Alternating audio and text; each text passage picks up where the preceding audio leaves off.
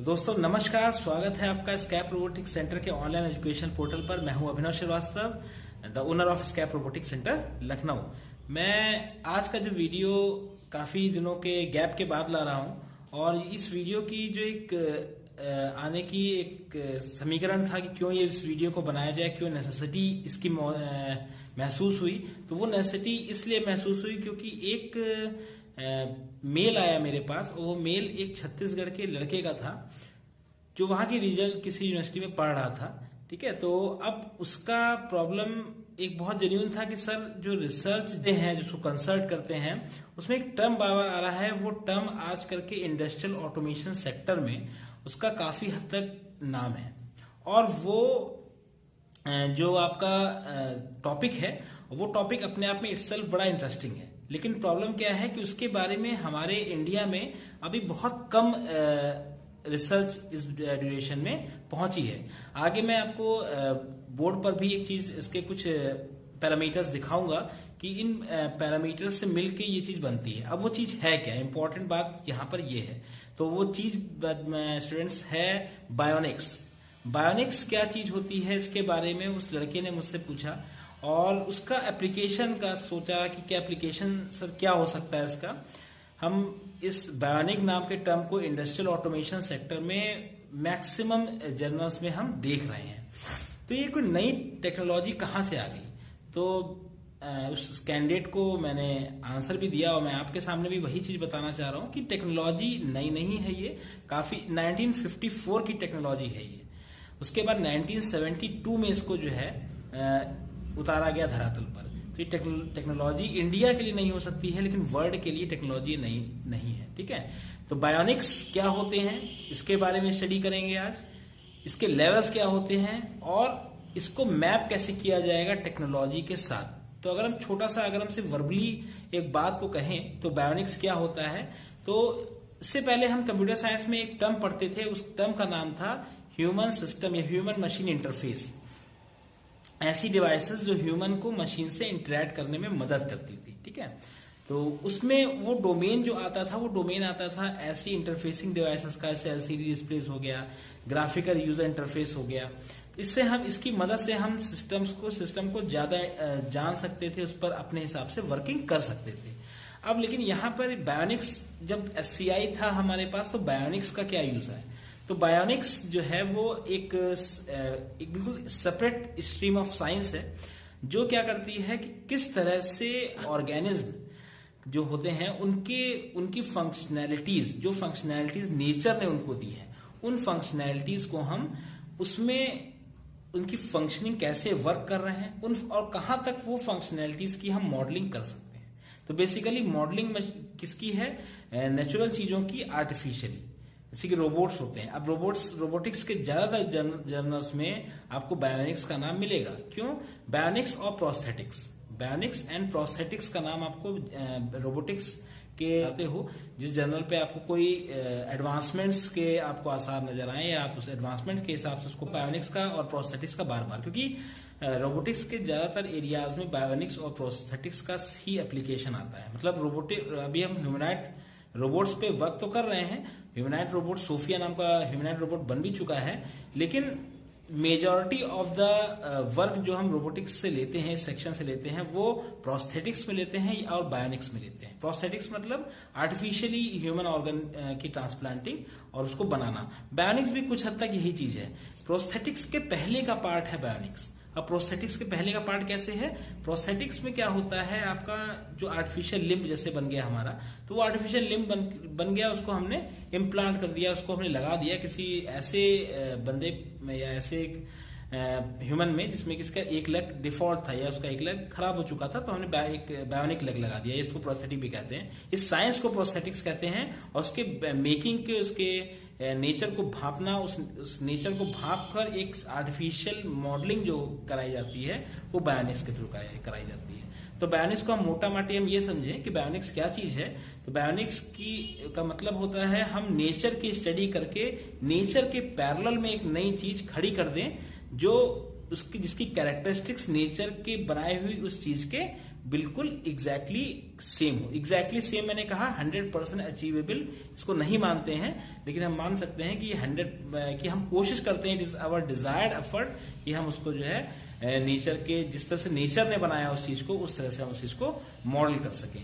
आगे आप अभी वीडियो लेक्चर जब इसके बाद आएगा उसमें आप देखिएगा कि उसके कुछ लेवल्स हैं, किस तरह से हम लेवल को सिग्निफाई करेंगे, उसके ब्लॉक डायग्राम क्या होते हैं और किस तरीके से उसकी मॉडलिंग करते हैं। मैथमेटिकल मॉडलिंग डायनेमिक सिस्टम्स की इस पे पहले वीडियो में बना चुका हूं, जिसमें कि आपके डायनेमिक सिस्टम की मैथमेटिकल मॉडलिंग, इसमें थर्मल सिस्टम थे, न्यूमेटिक सिस्टम्स थे, ठीक है, बायो लोकोमोशन था, डुअल पैड लोकोमोशन कहते हैं या बाइब्ड लोकोमोशन होता है, उसका वीडियो में बना चुका हूं प्रीवियस इसी पोर्टल पर, तो उसको आप कंसल्ट कर सकते हैं। और ये जितनी भी साइंसेज हैं, मैं फिर आपसे कहूंगा these are the interdisciplinary sciences. इसमें आपको या आप अपने क्लासिफाई करके मत बैठिएगा कि मैं कंप्यूटर साइंस का इंजीनियर हूं, कि मैं इलेक्ट्रॉनिक्स का हूं, कि मैं इलेक्ट्रिकल का हूं। दैट डजंट वर्क, ये वर्क नहीं करेगा, क्योंकि इसमें सभी कुछ आएगा। मैकेनिकल का भी सेक्शन है, इलेक्ट्रॉनिक्स का भी सेक्शन है, इलेक्ट्रिकल का भी सेक्शन है। तो दिस इज द एक सार कह सकते हैं motto of the bionics. Bionics का जो इन्वेंशन हुआ था वो यही चीज सोच के हुआ था कि भाई हम जो चीज बनाएंगे वो चीज इस तरह से बने कि वो जो नेचर ने जो चीज क्रिएट की है उसके बराबर आ जाए। तो बनाएंगे कैसे, इसका फॉर्मुलेशन वही होगा कि पहले हम नेचर की चीजों को ऑब्जर्व करेंगे, उनके मैकेनिज्म ऑब्जर्व करेंगे और उसको मॉडल करेंगे। कुछ टूल्स हमारे पास ऑलरेडी बने हुए हैं, जैसे कि एक कंट्रोलिंग, ऑब्वियस सी बात है, एक सिस्टम बन रहा है तो कंट्रोलर होगा। तो कंट्रोलर के लिए हमारे पास जो एडवांस्ड कंट्रोलर्स कैटेगरी में आते हैं, PID controllers, proportional integrative and derivative controllers, और साथ साथ में न्यूरोफजी कंट्रोलर जैसे कुछ कंट्रोलर्स। अब तो क्वांटम कंट्रोलर्स भी आ गए हैं, तो ये भी एक डोमेन है। तो कहने का मतलब है हमारे पास जो एग्जिस्टिंग मेथोलॉजी, एग्जिस्टिंग सिस्टम है, एग्जिस्टिंग कॉन्सेप्ट्स हैं, उस कॉन्सेप्ट्स के हिसाब से हम देखेंगे नेचर ने जो हमें बना के दिया और हम नेचर के हिसाब से उसको कैसे ढाल सकते हैं, ठीक है। और एट लास्ट में आपको वीडियो में एक 3D मॉडलिंग भी मिलेगी कि कैसे बायोनिक हैंड जो है वो असेंबल या उसको बनाया जाता है, कैसे मैन्युफैक्चरिंग की जाती है।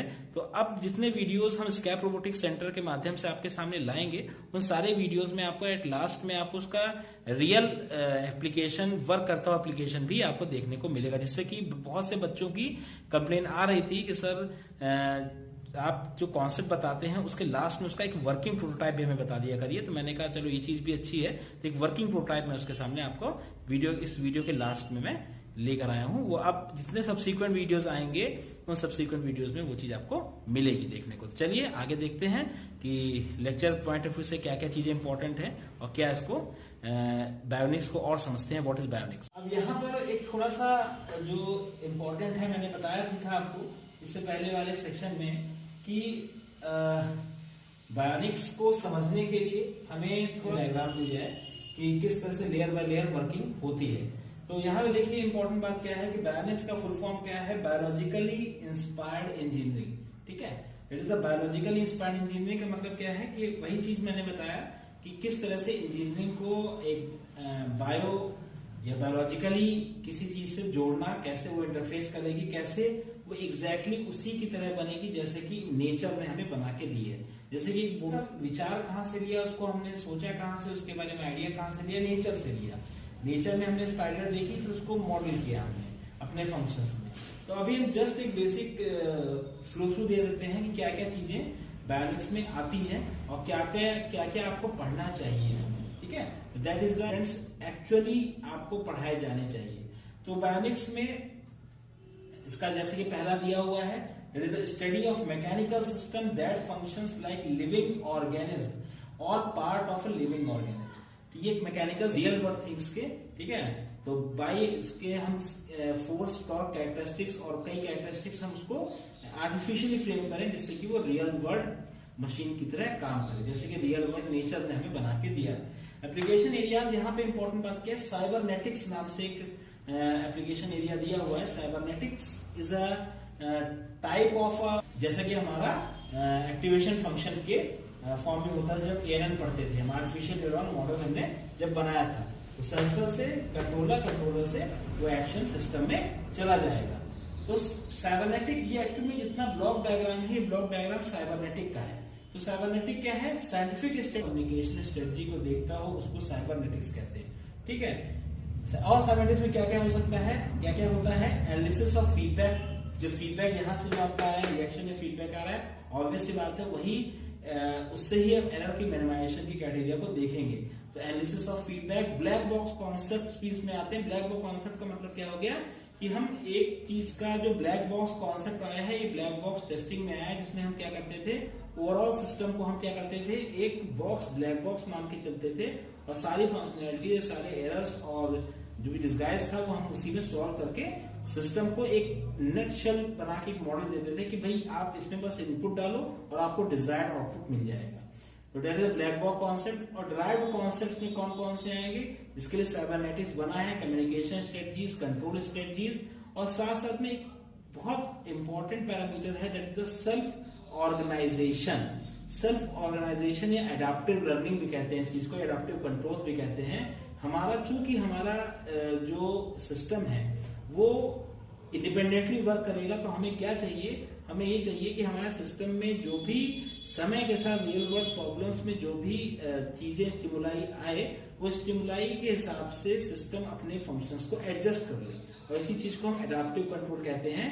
और बहुत हद तक ये दिखता है, इसके अंदर आती हैं swarm techniques, technologies and intelligence, मतलब स्वार्म इंटेलिजेंस भी इसी के अंदर आता है। अगर आपको स्वार्म के बारे में नहीं पता है तो रोबोटिक्स के प्रीवियस सेक्शन में स्वार्म रोबोटिक्स के बारे में मैंने बखूबी बताया है। स्वार्म का मतलब होता है जैसे कि चींटियां होती हैं, एक चींटियां दूसरी चींटी से किस तरह से मनोवैज्ञानिक रूप से अटैच होती है और एक होल वर्क करने के लिए सभी सारे भी सिंगल कंसोल्स लग जाते हैं और उस होल वर्क को परफॉर्म करते हैं। वो डिटैचेबल होते हैं और जब वो उसको इम्प्लांट करना होता है या लगाना होता है तो मल्टीपल यूनिट्स को हम असेंबल करके एक बायोनिक लैब हम खड़ा कर देते हैं। तो इसी अब दूसरी बात इसमें एक चीज ये भी आती है, क्योंकि मल्टीपल यूनिट्स हैं तो मल्टीपल यूनिट्स के बीच में सिंक्रोनाइजेशन एक बहुत बड़ा मुद्दा है। तो इस कॉन्सेप्ट में सिंक्रोनाइजेशन कंट्रोल स्ट्रेटजी के अंदर आएगा, क्योंकि हमें किस तरह से कंट्रोल करना है मल्टीपल यूनिट्स को कि वो एक सिंक्रोनाइज्ड वे में काम को परफॉर्म करें। ठीक है, नेक्स्ट है केस बेस्ड लर्निंग और सिलेक्टिव प्रेशर। मतलब सिलेक्टिव प्रेशर का आप इस तरह से मान के चलिए कि किसी काम को सोलली करने के लिए जो एकाग्रता चाहिए वो सिलेक्टिव प्रेशर एल्गोरिथम से आती हैं। आप अगर आगे चल के बायोनिक्स के बारे में और जानना चाहते हैं तो स्कैप रोबोटिक्स सेंटर के थ्रू आपको पता चल जाएगा कि सिलेक्टिव प्रेशर की स्ट्रेटजीज क्या होती हैं, एल्गोरिथम्स क्या होती हैं और कौन कौन सी नई चीजें इसमें आती हैं जिससे कि आपका एक मल्टीपल यूनिट जो है वो एक सिंगल टास्क को एफिशिएंटली परफॉर्म कर सके।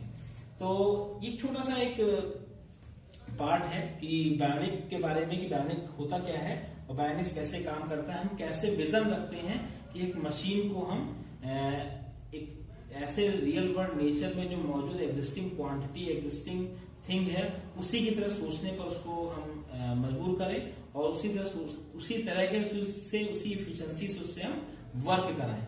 अब इसके अलावा बायोलॉजिकल लेवल्स आते हैं बायोनिक्स में। बायोलॉजिक्स क्योंकि मैपिंग कर रहे हैं किसका पार्ट जो है वो किस तरह से आपके नेचुरल फोर्सेस या ग्रेविटी के अंदर वर्क कर रहा है और ग्रेविटी के अंदर वर्क करते हुए उसके अंदर कौन कौन से फोर्सेस लग रहे हैं, तो उनकी मैथमेटिकल मॉडलिंग इस लेवल 1 में आती है। लेवल 2 में आएगा imitating mechanism found in the nature, और जो नेचर में वर्क करेगी। जैसे कि हम अगर एग्जाम्पल के तौर पे बोलें तो हम अगर यहाँ पे एक स्टैटिक कमरे में बैठकर एक एयरप्लेन डिजाइन करते हैं जो कि एरोडायनामिक फोर्सेस में उसको जाना है, उसको वर्क करना है, तो शायद हम उतना अच्छा ना कर पाए। क्यों?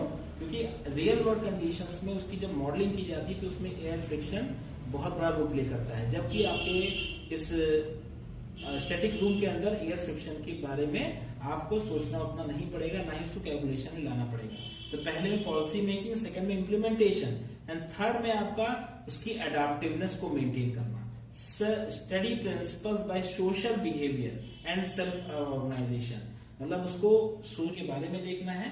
सेकंड में क्या करना है आपको, उसको इम्प्लीमेंट किस तरह से करेंगे। हमारे एक्सटर्नल फोर्सेस, एक्सटर्नल जो ऐसे फोर्सेस हैं जो हमें दिखते नहीं है लेकिन जब हम उस पर वर्क कराएंगे तो वो कैसे वर्क करेगा। एंड थर्ड लेवल आएगा आपका कि social behaviour mapping and adaptability. तो ये बायोनिक्स का एक छोटा सा मतलब एक स्नैपशॉट है। बायोनिक्स बहुत बड़ी चीज है। ये हम यहाँ मैंने बस आपको एक चीज बताई है कि बायोनिक्स एक ओवरव्यू देने की कोशिश की है कि व्हाट इज बायोनिक्स और इसमें साइबरनेटिक्स जो बहुत टर्म यूज आता है उसका क्या काम है। ठीक है, तो आगे फर्दर इसमें बहुत कुछ चीजें हैं। जब आप हमारे साथ इन्वॉल्व होंगे और इसमें इंटरेस्ट दिखाएंगे तो उसके बारे में और भी चीजें आपको बताएंगे, कैसे इनको इम्प्लीमेंट किया जाए, कैसे कैसे कम्युनिकेशन स्ट्रेटजीज क्या होंगी बायोनिक्स के अंदर, कंट्रोल स्ट्रेटजीज क्या होंगी, और स्वार्म टेक्निक से स्वार्म इंटेलिजेंस कैसे डाली जाएगी इसमें। ठीक है, You guys might have noticed that my upload schedule has been a bit less consistent lately, and that's because for personal reasons I'm going to need to devote a lot more time to a traditional full-time employment job. So for the time being, my output is going to slow down and be quite inconsistent and unpredictable. But thankfully I have a whole lot of my bionic hand completed, and I want to take this opportunity to try and make this project as accessible and open source as possible by getting everything on GitHub, and also later in the video anyone interested to just pick up and have a go at, experiment with and do whatever you like with. So first of all, I've fixed most of the issues that I found in the last video, produced the flexion/extension motion of the thumb. I also use a cable mechanism to control the other axis of motion. It would have been pretty cool to use an integrated DC motor with this axis too in the same way, but I don't think I would have had the space in the design.